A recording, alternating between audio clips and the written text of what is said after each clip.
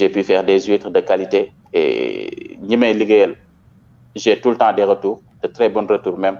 Et ni ma ko mën a waxee rek souvent que ñu gëstu que ça soit déjà le cuisinier parce que on parle cuisine et produits fruits de mer qu'on essaye de mettre en avant nos produits waaw loolu suñu économie da ciy dox suñu jeunesse da ciy gis seen bopp et aussi on se connecte aussi beaucoup plus avec notre environnement. Ça aussi, c'est très, très important. Aussi, je voulais dire à Chef Sidibé, si tu es en ligne, Chef Sidibé, tu peux toujours nous rejoindre avec les questions pour Chef Khadim. Aussi, à Chef Wali, si tu es toujours en ligne aussi, le streaming est ouvert pour vous, est ouvert pour tout le monde qui veut participer. J'ai envoyé le lien à tous les chefs qui veulent participer. Donc, mon bien expliquer. nga wax huître yi nga xam ne si géej bi si biir ndox bi la ñuy màggee collé si mangrove bi ñëw dindi ko ak les huîtres de table, je crois que c'est ce que tu as dit. Les huîtres, j'entends. Les huîtres locaux, vous avez dit? Je vous ai entendu dire expliquer tout à l'heure que huîtres yi am na yoo xam ne si biir ndox bi lay màggee. waaw bi ngay ñëw cueillir ko si mangrove bi et tout. Exact. Donc aussi am na huîtres yoo xam ne xawma si table ngeen koy pousser yéen a koy pousser sur les poches et tout. Donc sur ça c'est une question qu'on m'a juste posée ndax différence de goût ci am ou bien mënoo ko ràññee ou bien comme le poulet local bu ñu waxee le poulet local ak le poulet bi nga xam ne yeneen sociétés yi ñoo koy defar damay bañ ñu fekk Oui, je peux en venir. Donc, tu sens toujours la différence de goût. Est-ce que différence de goût Oui, il y a une différence. Il y a une différence entre l'huître naturelle et l'huître triploïde. Comme je le dis, l'huître naturelle, pendant l'été, parce que c'est le moment où il se reproduit. Donc, du coup, l'huître, elle est laiteuse. Donc, ça change de goût. Donc, alors que l'huître triploïde, moi, huître, bo xamantene, c'est écologie la jóge, mom, particularité, moi, ça change pas de goût, deux, et il pousse beaucoup plus vite. Parce que, il faut savoir que l'huître naturelle, au moment de reproduction, il ne grandit plus, du magati. Énergie biep, et ouais, du magati. Donc, alors que l'huître d'écloserie, mom, pendant toute l'année, elle pousse beaucoup plus et change pas de goût. Donc, la différence se trouve là-bas, c'est pendant les 3 mois de l'été où l'huître se reproduit. Donc, il y a aussi l'huître sénégalais qui a été une belle expérience que j'ai acquise. Maintenant, Renbi, là, am résultat. J'ai été acheté des naissins au niveau du Sine Saloum, à Nemaba. Donc, il y a de cela quelques mois, donc, que j'ai mis en cage avec un système que j'ai mis en place au niveau de Somone. Donc, il s'est trouvé que, les résultats ont été très concluants. Am nañ huître boo xamante ne tey mën nañ taxaw ne huître bi il est identique wala meilleur même en goût par rapport à l'huître de bassin d'Arcachon ou bien Malène Oléron. Alors que auparavant daaruñu woon ko sax xalaat on n'y pensait même pas. Il faut savoir que à Dakar il y a des hôtels et restos que pendant les périodes de Noël qui partent jusqu'à Paris pour acheter des huîtres et pour venir le mettre sur nos tables. Ouais, actuellement on a def nañ ba nga xamante ne huître mën nga am huître naturelle de qualité bon en goût boo xamante ne Sénégal bii lañ ko defee parce que d'habitude toutes les huîtres qu'on avait venaient des mangroves. Donc il a fallu qu'on s'y mette et qu'on a pu avoir ça. Ok, et il y a aussi une personne qui t'a posé une question. Comment faire comme les huîtres de table, il faut les faire pousser. Pour expliquer les techniques que vous employez pour les faire pousser. Donc, il y a plusieurs façons. Mais comme je l'avais dit, au Sénégal, par expérience, parce que j'ai commencé avec un système de table. Mais il s'est trouvé au Sénégal, on a beaucoup de bigorneaux perceurs. Bigorneaux perceurs, benn xeetu coquillage la boo xamante ne day yéeg ci kaw table bi di rey huîtres yi. Donc ma première expérience a été à Sokone. Donc bigorneaux percheurs yooyu donc déjà on avait les bigorneaux percheurs et on avait des chocs thermiques, que ça soit la pluie taw bi su bëree, parce que en système de table, parce que l'huître à un moment c'est si marée lay dépendre si marée lay dépendre. Donc si vous le mettez au niveau sur une table et qu'il fait 27 degrés ou 28 degrés, alors que mu taw ci kawam et la température de l'eau de la pluie il est entre 18 et 19 degrés, donc choc thermique boobu da koy rey. Donc allant de cette expérience, j'ai installé un système flotteur qui se trouve que ay polystyrène laay def sur chaque poche, def ko ci ay lignes de 50 mètres au niveau de la mer. Donc c'est ce système flotteur qui m'a permis de voir ce résultat. Donc mën naa wax ne au Sénégal système flotteur moo gën a adéquat pour ostréiculture par rapport ak suñu environnement. Déjà pour éviter les bigorneaux perceurs et les chocs thermiques de la pluie, parce que gis nañu surtout ren taw bi bëri na lool. Ndox mi bëri na trop. waaw non ndox mi bëri na trop et c'est pas favorable à l'ostréiculture.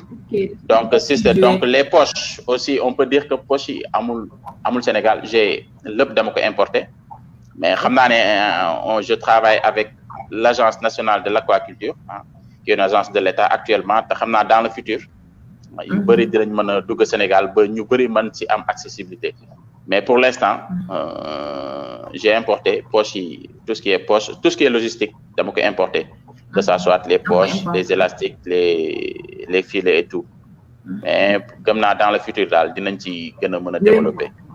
waaw surtout c'est très important, et si transition boobu la ñuy jógee comme li nga noonu ko mën a importer pour plus ñu développer la culture des huîtres au Sénégal.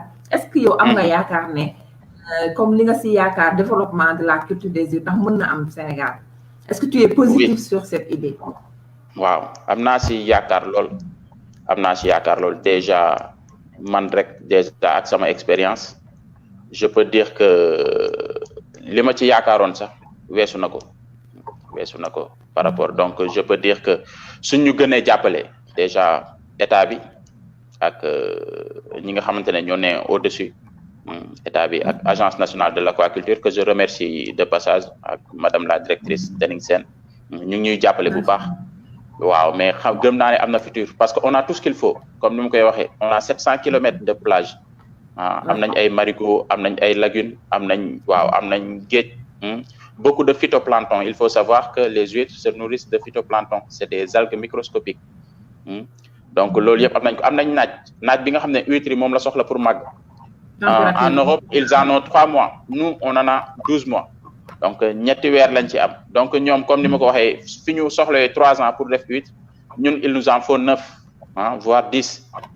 Donc li ñu gën a soxla mooy que ñu accompagner ñu ba ñu développer. Il y a aussi d'autres associations de femmes qui sont dans le Sine Saloum, à Demaba, à Dionvar, à Sokone, un peu partout.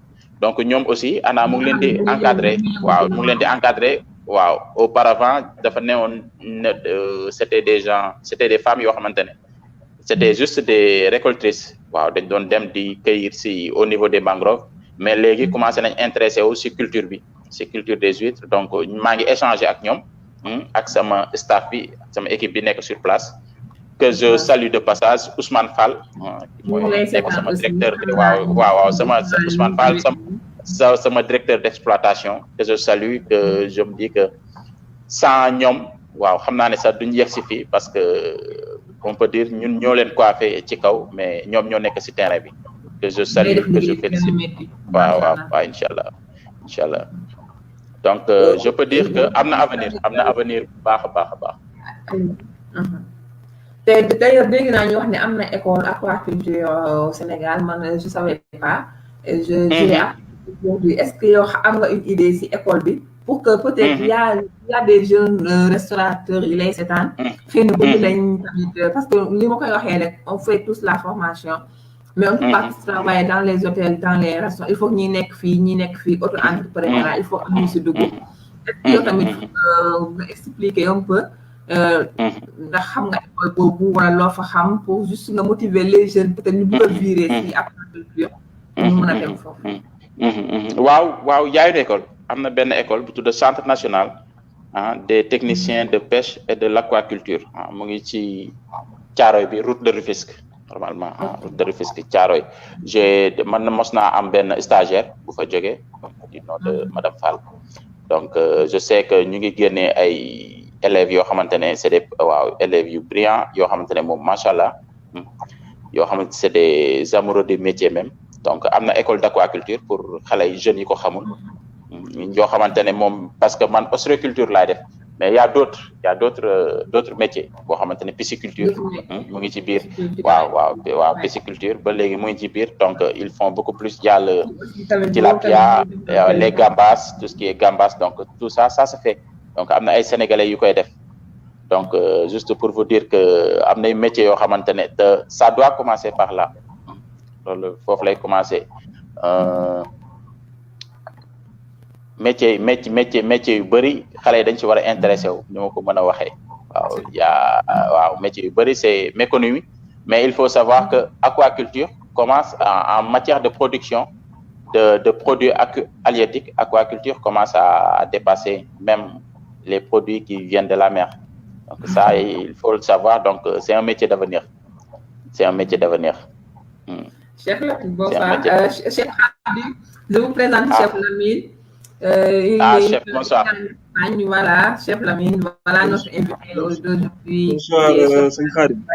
waaw siyaar naa la Chef Lamine. ñu lay ziar bu baax a baax na ngeen def. dellu siyaar bu wér a wér j'espère que yaa ngi am jàmm. ñu ngi sant yàlla bu baax a baax merci Chef Aïssa mi ngi maa ngi nuyu. alhamdulilah mon frère Chef Lamine naka ngoon si yaa ngi jàmm. waaye ça va maa ngi nii rek. yaa ma gën a xam alhamdulilah. En tout cas tey ñu ngi wax ci les produits halieutiques ak l'ostréiculture. Vous yéen ñaar vous êtes à l'étranger, vous représentez le Sénégal là-bas, c'est une fierté. Donc lui il est en Espagne, Khady il est en France. D'accord. Il est passé aussi sur le live. Bon tamit il a commencé comme vous et à chaque fois il le dit, il a commencé petit plonge la commencé. Je crois que chaque jour. Waaw man de j'ai toujours cette fierté à dire que tamit loolu fierté la si ñun. Donc je suis fière de vous deux vraiment. Merci beaucoup. ñu bàyyi la nga sànni sa kàddu tuuti si suñu live bi tey. merci beaucoup merci Chef Aïssa Khady maa ngi lay nuyu bu baax a baax. maa ngi lay siyaar bu baax a baax. ziar maa ngi rafetlu wax dëgg yàlla waxtaan bi am na solo lool. parce que jërëjëf li may wax chaque jour ñu ngi ciy jàngee quoi. jàng nañ ci yu bëri man. ostra daf ma neex huître ostra moom la ko espagnol di wax. waaw ostra dëgg la en espagnol. en espagnol huître dafa nekk benn loo xamante ne si bokk na ci moom yaakaar naa fruits de mer yi ma gën a marqué yi ma gën a bëgg si la bokk. parce que dafa am benn façon art bu ci nekk boo xamante ni si. exact. c'est-à-dire les plus grands chefs du monde dañ koy liggéey. restaurant boo dugg mu am fa parce que am na cuisine de qualité. c'est un produit noble ça. c'est un produit noble kooku. loolu moom am na ay clients yoo xamante ne si Danemark la ñuy jógee quoi chaque année bu ñu ñëwee bu ñu defee. kese dañ huître lañ soxla quoi donc du ma koy faral di am chaque jour. mais c'est sûr sur commande dama koy faral di am des fois ci yenn clients yi parce que. dama ciy liggéey benn genre ceviche boo xam ne dama koy def en base de. ceviche dëgg la waaw tartar. ceviche en base de huître boo xamante ne si. exactement dernièrement maa ngi si liggéey ci huître aussi à la barbacoa. nekk aussi tamit je vois bien benn expérience boo xamante ne si aussi tamit bokk na ci li ma marqué donc lu am solo ngay wax nii. te li nga mujjee léegi wax dafa. moo tax sax ma dugg parce que. produit halieutique yi yaatu na trop. mën nañ si bëri ci cadre cuisine. mënul ñàkk ci restauration mënul ñàkk ci cuisine. donc boo xamante ni si yaa ngi def cuisine aussi tamit. di nga ko liggéey donc xam lan la. dafay am solo beneen bi mooy xam chaîne bi mu war a jaar ak lenn lu ci nekk yan temps yi muy am temporalité yi temps yi muy am saison yi yooyu yëpp dafay am solo ak dafay am solo manipulation bi aussi tamit dafay am solo parce que exactement ce sont des produits yoo xamante ni si dañu bëri risque dafa bëri risque quoi donc te ñun dañ ci am bagaay ñun dañ si am lu bëree bëri des fois da ngay ñun liñ ci am yëpp sax mënoo ko xam parce que des fois boo nekkul Sénégal wala nekkul sa mbir pour nga xam parce que man xaw ma ni Sénégal huître na nii la fa demee donc man je savais te mosuma xam ñu ngi jéem rek ñu ngi jéem ñu ngi koy bëgg mosuma woon xam nii la kiiwee tout dernièrement laa si découvrir dara rek si benn documentaire may seetaan nga xam ni man fan yi chaque jour maa ngi ci diggante livre yeeg documentaire cuisine yi daf ciy baax chaque jour maa ngi ci damay mel ne dof wax mooy loolu gisoo boo xoolee fi ma toog yëpp lii lépp ay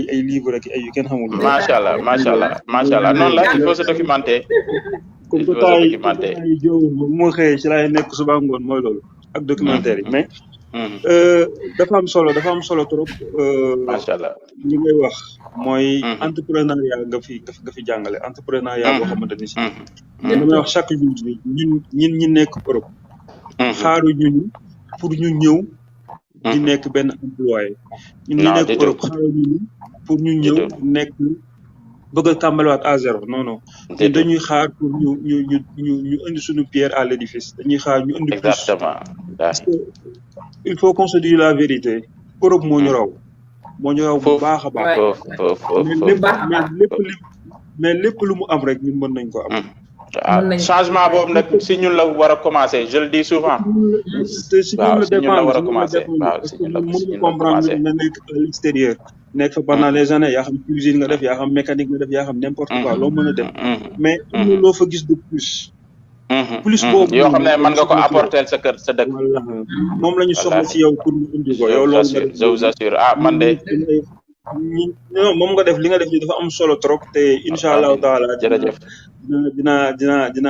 dinaa la bàyyi xel dinaa la seet amiin inchallah c'est un plaisir parce que lu am solo la lu am solo la parce que c'est un plaisir ñun dama nekk di ko xam ne du xam-xam te li nga wax ni xam-xam la parce que nekkul ay lu ñuy làmb ku dégg ngay wax day xam ne ku làmb jërëjëf te loolu donc loolu ñu ngi la si ñaanal yal na yàlla ñu bokk lépp yal na yàlla def ci tawfiix ba mu gën a yaatu parce que wax dëgg yàlla fierté la ci benn cuisinier bu nekk à l'extérieur wala benn jeune entrepreneur bu nekk à l'extérieur di ñafe di indi di teg pour affaire yi gën a développer nga yëg ni ñu ngi employé ay boo yoo xamante ne si ñu ngi siy génn c'est parce que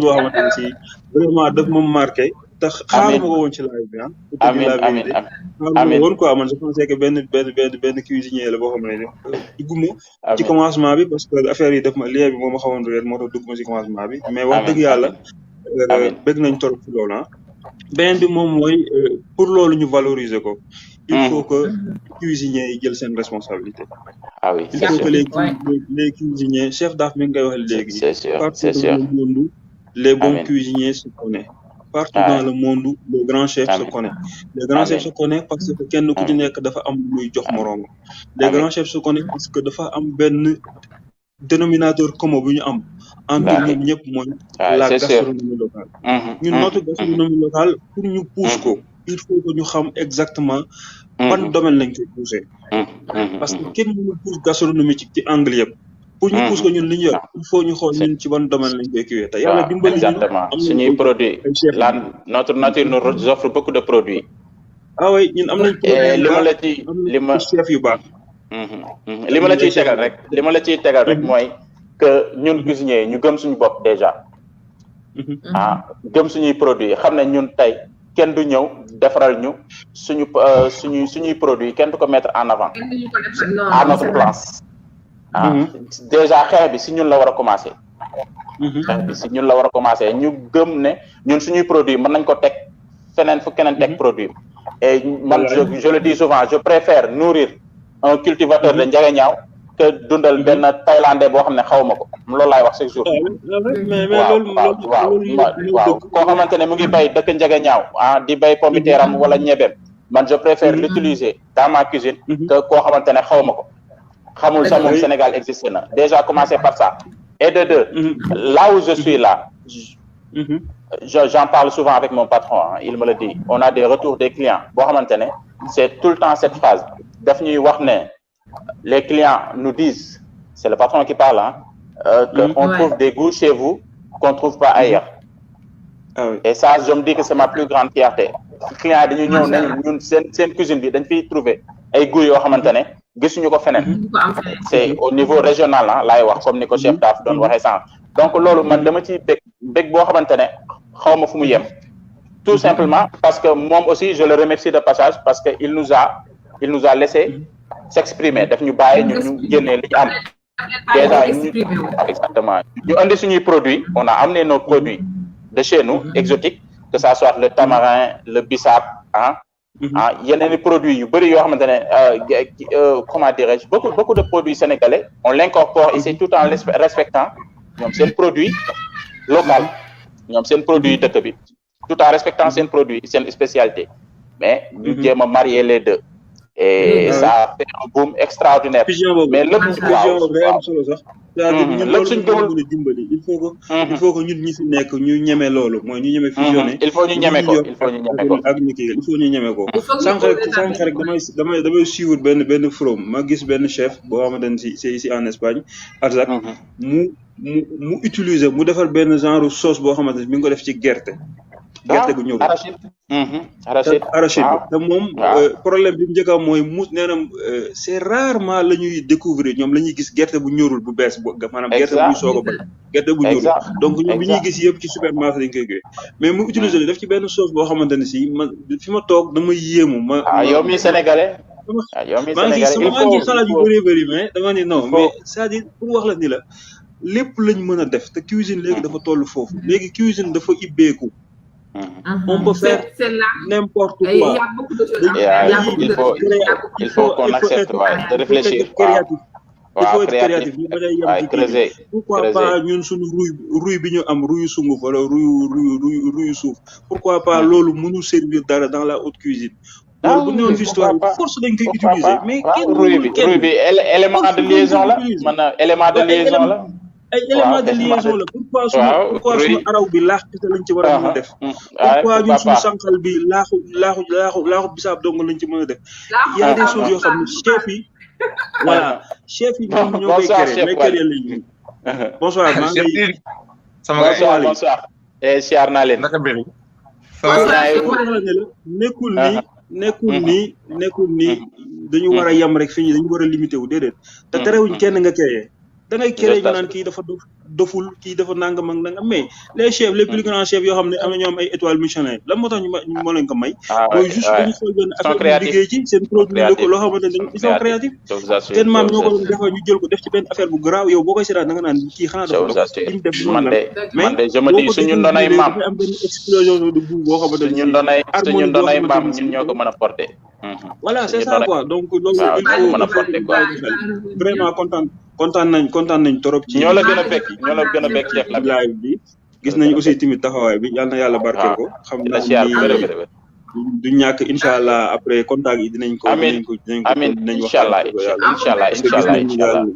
yàlla mottali chef Aïssa aussi tamit ñu ngi lay remercier parce que yaa ngi def benn job am solo liggéey bu am solo te lii nii na continuer quoi lii na taxaw lii nañ ci jàpp ñun yëpp kenn ku ci nekk pousse ko parce que war nañ ko séntu fu sore parce que ñu ngi ci kii donc yal na yàlla mottali daal ñu ngi kontaan nañ ci trop vraiment ci kii bi te li nga doon wax xam nañ ni moom moo ëpp solo donc nañu bàyyi après nga dawal chef Waly mi ngi nii maa ngi koy bëgg chef maa ngi lay nuyu merci beaucoup chef Lamine maa ngi lay remercier bu baax mon frère merci beaucoup chef Lamine pooju xar bi chef Aïssa tey chef Waly pooju xar laa ko may ci kii bi quoi du benn plat mu doon defal pooju xar sama yónnee pooju xar révisé naan ma pooju xar bi pour safar gi la safar gi ba ne ko aywa bokk après dara du doy moom la ma yónnee de pooju xar dara du doy moom kay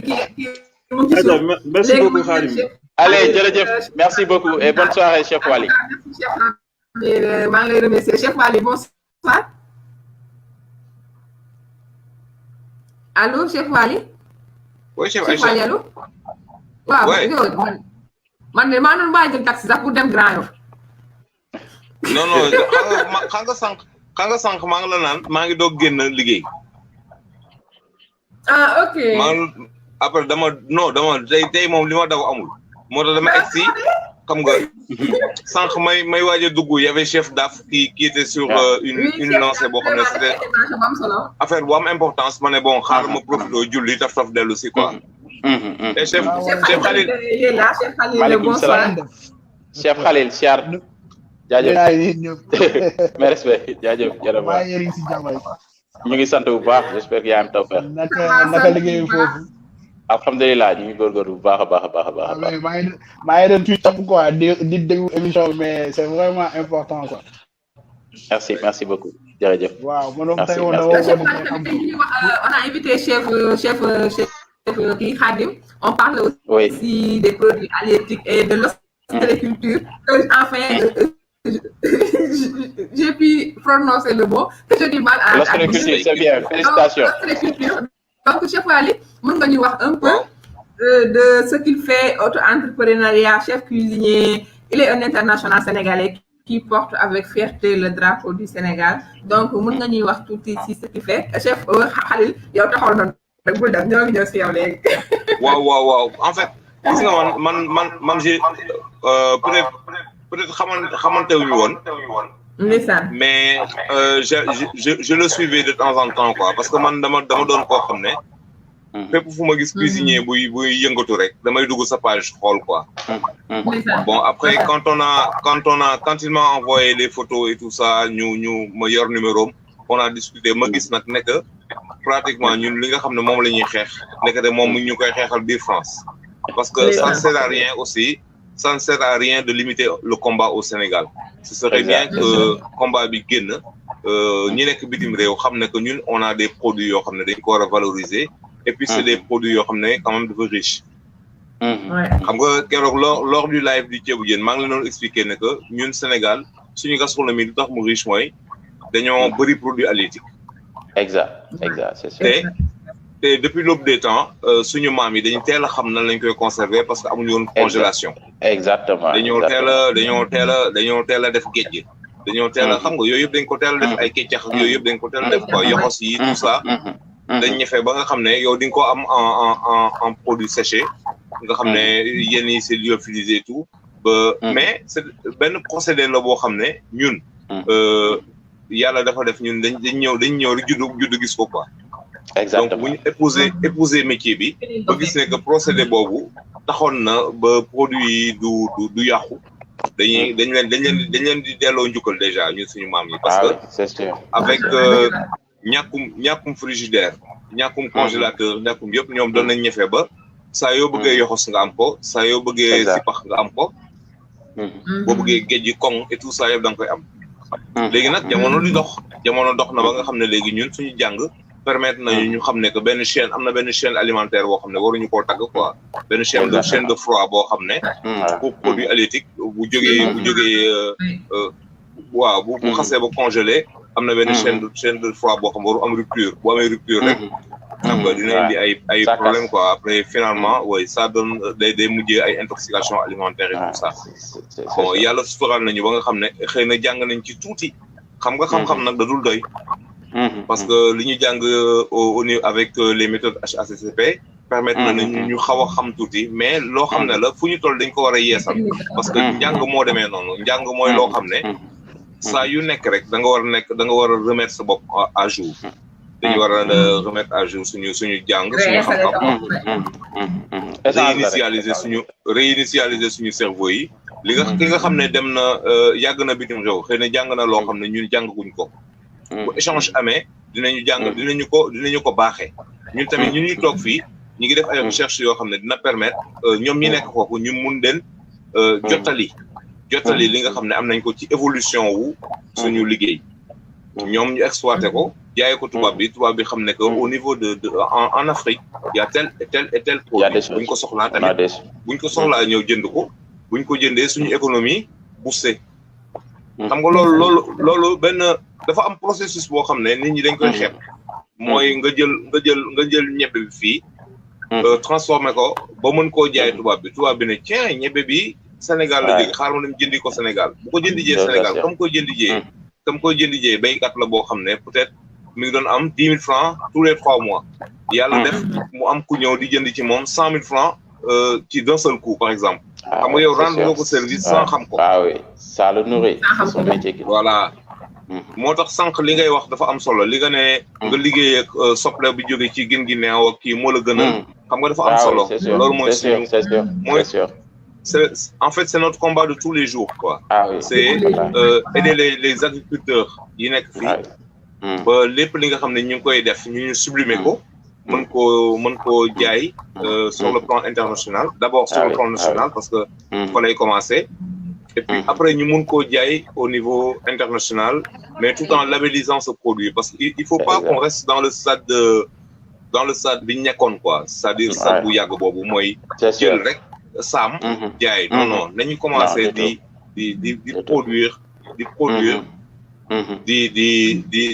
di labelliser produits yi di mën a topp chaîne bi quoi nga xam ne dafay jógee bii tool ñëw voilà ñu topp ko daal ba bu muy dem ba ci assiette bi parce que quand tu vois voilà justement parce que quand tu vois un Français qui vend des mangues